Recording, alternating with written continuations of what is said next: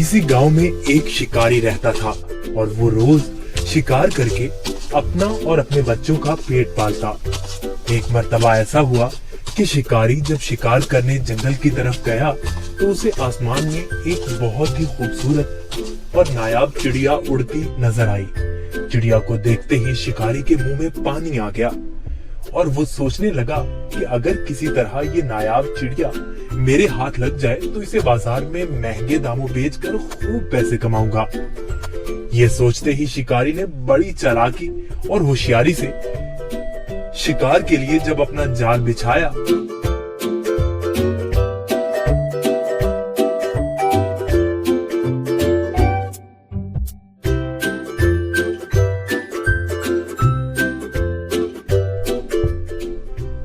तो उसमें वो खूबसूरत चिड़िया फंस गई।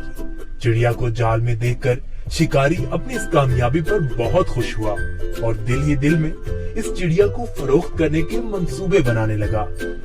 चिड़िया जाल से बाहर निकलने के लिए खूब फड़फड़ाने लगी, लेकिन जब चिड़िया की सारी कोशिशें नाकाम हो गईं और उसे जाल से आजाद होने की कोई सूरत नजर न आई तो उसने मायूस होने की बजाय बड़े इत्मीनान से शिकारी की तरफ देखा और कहने लगी,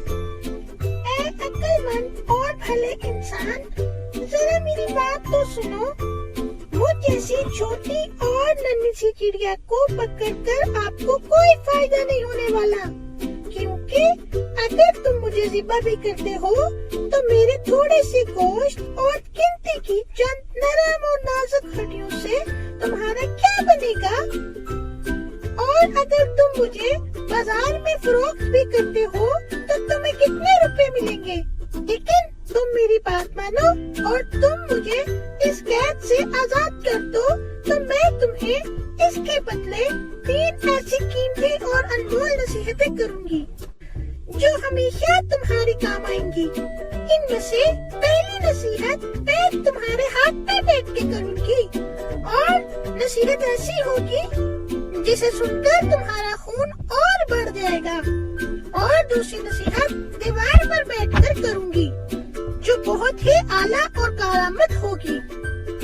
इसके बाद तीसरी और आखिरी नसीहत दरख्त की शाख पर बैठकर करूंगी। इसलिए अब तुम्हारी अक्लमंदी का यही तकाजा है कि तुम मुझे आजाद कर दो और मेरी इन तीनों नसीहतों पर अमल करके दुनिया में बड़ा नाम कमाओ। शिकारी ने चिड़िया की ये पेशकश सुनकर थोड़ी देर सोचने और गौर करने के बाद उसकी बात मानते हुए जाल की रस्सी खुद खोल दी।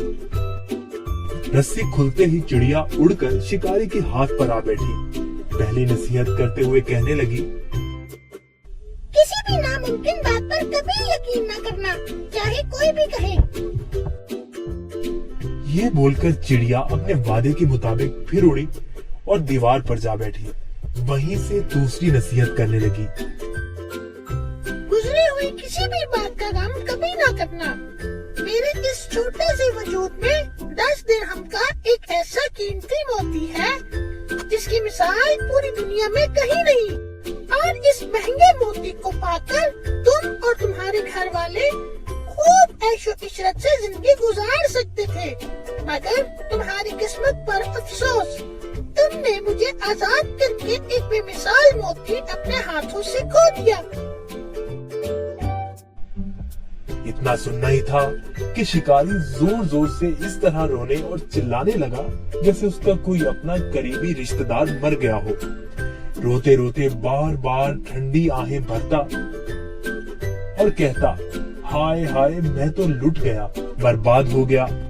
अरे मुझ बेवकूफ ने क्या कर दिया, हाथ आए खजाने को खो दिया। ऐसी नादिर चिड़िया क्यों आजाद कर दी। शिकारी जब खूब रो धो चुका तब चिड़िया ने उसे मुखातिब करते हुए कहा, अरे बेवकूफ और अहमद शिकारी, मैंने पहले ही तुम्हें नसीहतें कर दी थी कि गुजरी हुई बात का गम न करना। जब ये बात हो ही गई थी तो अफसोस से हाथ मलना किस काम का। और हाँ, ए नादान शिकारी, तुमने मेरी पहली नसीहत भी तो गौर से नहीं सुनी। मैंने कहा था ना कि किसी भी नामुमकिन बात का हरगिज़ यकीन नहीं करना चाहिए, वो कैसी ही क्यों न हो। अब जरा अकल से काम लो और देखो नन्ही सी जान का पूरा वजूद 3 दिरहम से ज्यादा का नहीं है, तो फिर 10 दिरहम का मोती मेरे छोटे से वजूद में कैसे हो सकता है? बेशक कहती तुम ठीक ही हो ए नन्ही मुन्नी चिड़िया, वो तीसरी नसीहत तो बताती जाओ। अरे भाई, तुमने मेरी पहली नसीहत पर कौन सा अमल कर लिया जो मुझसे तीसरी नसीहतें सुनना चाहते हो? वो कीमती नसीहत तुम जैसे नादान इंसान के लिए नहीं है। ये कहते ही फुर से चिड़िया उड़ी और शिकारी उसको देखता ही रह गया। देखा बच्चों आपने, वो नन्ही सी चिड़िया कैसी अपनी अक्लमंदी से इस शिकारी से अपनी जान बचाने में कामयाब हो गई।